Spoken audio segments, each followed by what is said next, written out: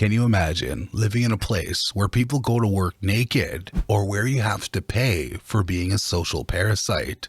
This is the dark side of Belarus. Located in Eastern Europe, Belarus is a country that was formerly a part of the Soviet Union until it became independent in 1991. It's a landlocked country bordered by Lithuania, Latvia, Russia, Ukraine, and Poland. It's a country that has retained the USSR's character so much that its secret service is still called the KGB.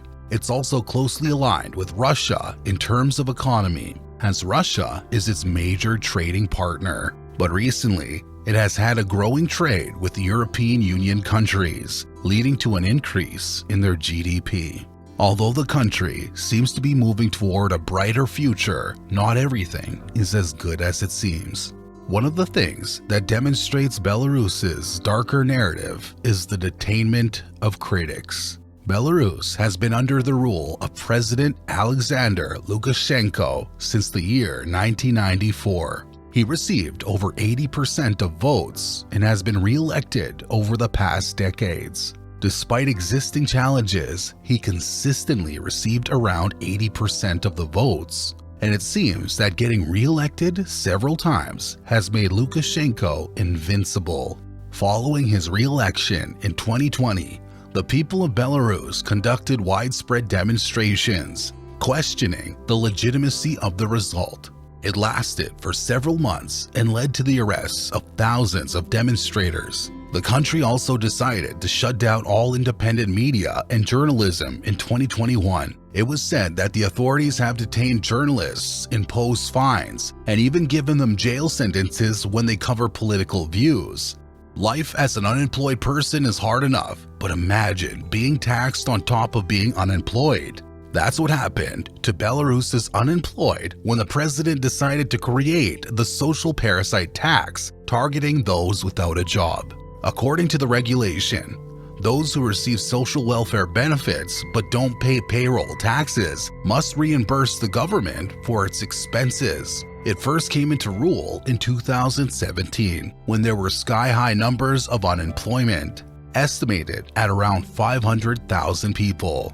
They were then charged US $230 in unemployment tax. Thousands of people went to the streets in demonstration because the unemployed simply couldn't afford to pay it. In a surprising turn, the government suspended the tax. The government decided to not use the decree and changed it. Instead of paying the money, the citizens will have to pay the full costs of public services that are subsidized by the state. Not only is Belarus home to ridiculous taxes, but it's also home to weird social rules. For example, in 2011, people were not allowed to clap in public because it was a form of protest that was adopted by the opposition that year. People are also not allowed to gather in public if there are more than 3 people in the company, and they have to submit an approval first before congregating. People are also now forbidden from using offensive language in public or taking photographs of government buildings without prior approval. This regulation is rooted in security concerns, though it's not uniformly enforced. You'll also might be arrested if you wear anything that has specific red and white color combinations because it signifies the colors of the protest movement against the country's leader. From socks, bags, belts, anything. The smallest hint of similarities to the color scheme will land you in legal consequences. Lastly, you're banned from driving a dirty car on the streets. It's considered a traffic offense. If you have soiled windows or grimy license plates, you'll get a ticket. Some say it can cost you up to US $54 per violation, and the citations are often open to interpretation by the authorities. In Belarus, whatever the president says goes. That's exactly what happened when the president confused his words during a speech in 2016 in Minsk. It was said that the president made a Freudian slip and said, "Get undressed and go to work," instead of "develop yourself and go to work." Get undressed, which is razdentsya, similar sounding to razvivat sebya, or develop yourselves. The people, making fun of the president's slip of the tongue, decided to go to work with nothing on. They shared photos of themselves working in their underwear at a desk behind an oven, in a restaurant, or even on a construction site. They were shared via social media with the hashtag. In a bid to make light of the situation and make fun of a man who's considered one of Europe's longest serving and most authoritarian leaders, the citizens decided to use a creative way to express their views. Seeing beauty queens wearing bikinis may be something normal, but can you imagine seeing them parading? In a bid to create a publicity stunt, Lukashenko has decided to inspire women to fight for their country by having beauty pageant contestants with shooting devices and parades around. In 2023, the contestants for Miss Belarus were told to visit a military training ground so they could turn other women into military too. The deputy commander of Belarus's internal troops even commented that the aim is to glamorize the military. It seems that the country is in a tight push to fulfill its quota for military personnel. The next year, the General Staff of the Armed Forces of Belarus raised the issue of making mandatory military service for women. It has also tightened regulations regarding citizen mobilization, which suggests they might be taking steps to direct combat. Whatever the reason is, it seems to be working on the women of Belarus, as the news reported that girls are asking for the right to be called up for military service. Many might remember the Chernobyl disaster that occurred in Ukraine, but Belarus is still deeply affected by its aftermath. On April 26, 1986, an accident at the Chernobyl nuclear power plant released 520 types of dangerous radionuclides into the atmosphere. Although the plant was located in northern Ukraine near the Belarus border, around 70% of radioactive fallout from the explosion landed in Belarus. A 30-kilometer exclusion zone was created around the plant in Ukraine, but large areas of northern Belarus were also heavily contaminated, leading to the abandonment of 96 settlements across the country. Approximately 12% of Belarus, covering around 25,500 square kilometers, remains contaminated by radioactive materials. Experts who worked on the Chernobyl program confirmed that radionuclides have entered the soil, affecting biological systems, from humans and animals to plants, causing damage to vital organs. People living in these contaminated areas suffer from direct radiation exposure, but they're also at risk from consuming agricultural products grown in these regions. Some inaccurate reports about the safety of these areas led to the continued production of food despite the contamination. One of the most concerning effects has been a significant increase in cancer rates, affecting people of all ages. Children, in particular, face severe health challenges, with many suffering from extreme weakness, brittle bones, and developmental delays caused by radiation exposure. Alarmingly, even after Chernobyl, it seems the country still developed their nuclear power plant, called the Astrovets Nuclear Power Plant, although it has been deemed unsuitable to operate. A report has found that the plant doesn't comply with the international standards of environmental and nuclear safety. The standard is to not construct NPP within 100 kilometers of major cities, while the Astrovets is built within 40 kilometers of its neighboring country's capital, Vilnius, the capital of Lithuania. It's also in a heightened seismic area where earthquakes can often happen. It also regularly sustains incidents worrying nearby communities. For example, 2 reactor vessels were damaged and a reactor fell and destroyed a railway infrastructure frame. It's only a matter of time before a major accident could happen again.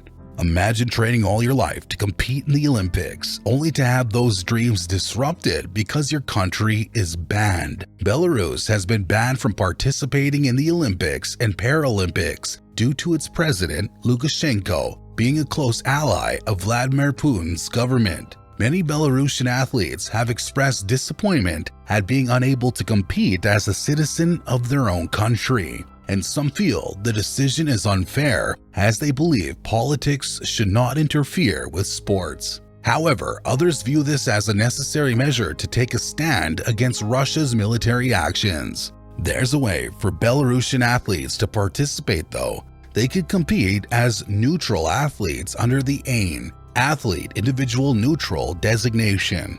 The International Olympic Committee, IOC, has also created a neutral anthem to be played for any Belarusian or Russian athlete who wins a gold medal. However, athletes from these countries are not allowed to participate in the opening ceremonies. The number of Belarusian athletes has dropped significantly from 101 to only 17, as many have opted not to compete under a neutral flag.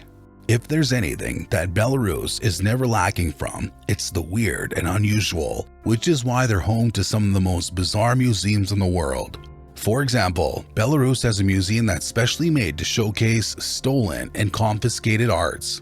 It's a small museum located in the city of Brest, which displays contraband artworks that have been stolen back from illegal traders. Belarus was once a prime destination for art thieves looking to secrete their goods across international lines, but thanks to a dedicated team of customs service, these artworks are taken back. Usually, the artworks are returned to their original owners, but when customs can't find them, they'll put the artworks on display at the city's Museum of Rescued Art Treasures. It's a collection of 3,000 pieces that dates as far back as the 1600s. There are historic Bibles, religious triptychs, Soviet sculptures, paintings, and other works. One of the most bizarre finds was a set of antique furniture hidden under a shipment of milk powder. Another unique museum in Belarus is the Museum of Human Anomalies in Tranda, which explores unusual human medical conditions. The museum displays rare medical specimens, many of which are related to health issues caused by lifestyle choices such as smoking, alcohol consumption, and obesity. The goal is to raise awareness of the importance of a healthy lifestyle while educating visitors about the challenges faced by individuals with rare conditions. If you want to learn more about Belarus, here's some more surprising facts. Belarus is home to one of the largest and most secretive Cold War-era underground bunkers, located near its capital, Minsk. Built in the 1980s, this bunker was designated to house government officials and military personnel in the event of a nuclear attack. The bunker, officially known as the Sirius Bunker, stretches over 7,000 square meters and was equipped with facilities like a hospital, a cafeteria, and even a communications center to ensure the country could continue operating in case of a nuclear fallout. Though the facility was abandoned after the end of the Cold War, today it has become a popular tourist site, offering a glimpse into Belarus's Soviet past. Tourists can explore the underground chambers, see old equipment, and learn about the history of the Cold War in the region. Although Belarus is not home to ancient pyramids like those in Egypt, the country does feature several pyramid-shaped structures, primarily from the Soviet era. These modern pyramids, often linked to industrial projects or sculptures, stand as unusual remnants of a bygone era. Some of the most famous examples include structures designed for industrial use, such as pyramid-shaped buildings used for storage or as part of larger complexes. These quirky structures are not well known outside of Belarus but have earned the country a reputation for strange, often eerie architecture. One well-known example is a large pyramid-like building constructed as part of a Soviet-era complex in the town of Chernobyl. These structures, though not ancient, reflect the unique, sometimes eccentric architectural approach that emerged during the Soviet period. Did you know that Belarus is the world's largest tractor manufacturer? Minsk Tractor Works is one of the largest and most influential manufacturers of tractors in the world. Founded in 1946, MTW has become a cornerstone of Belarus's agriculture industry. The company produces a wide variety of tractors used for farming, construction, and industrial purposes, and its products are exported to countries all over the world. Tractors have become an integral part of Belarusian national identity, and the country's strong agricultural sector is a key part of its economy. MTW's role is so significant that in Belarus, tractors are often showcased at public celebrations and festivals, highlighting their importance in the country's culture. The company has also been a symbol of Belarus's industrial capabilities and its deep-rooted connection to the agricultural sector, with tractors being used in everything from large-scale farming to everyday rural life. Belarus has a history shaped by its Soviet past and the lasting effects of events like Chernobyl. Despite facing a lot of challenges, the people remain resilient, holding on to hope for a future with greater freedom and change.